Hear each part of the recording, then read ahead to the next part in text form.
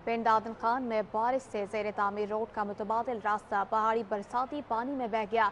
गंदवाल के मकाम पर पिंड आदम खान रोड मुकम्मल तौर पर बंद है।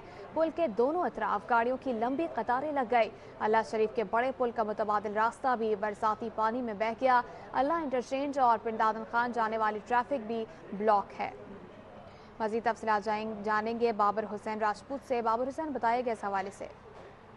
हाँ जी, ये बिल्कुल ये पेटी खान में जो है बारिश की वजह से जो ज़ेर तामीर रोड है, इसमें पहाड़ी बरसाती पानी है जो है, इससे जो पुल बह गया। तंदवाल के मकाम पर लिल्ला और खुशाब पिंड आदम खान रोड मुकम्मल ब्लॉक है, जिसकी वजह से मुसाफिरों को शदीद परेशानी का सामना है। पुल के दोनों तरफ गाड़ियों की लंबी लाइनें लग चुकी हैं। ये भी बताता चलूँ कि लिल्ला शरीफ के बड़े पुल का मुतबादिल रास्ता भी पहाड़ी बरसाती पानी में बह जाने की वजह से लिल्ला इंटरचेंज पे जाने वाला जो ट्रैफिक का रास्ता है वो मुकम्मल ब्लॉक है और शहरियों और मुसाफिरों को वहाँ पे शदीद मुश्किलात का सामना करना पड़ रहा है। और ड्यूल कैरेज वे शुक्रिया रोड बाबर बनी हुसैन, आपने आगाह किया।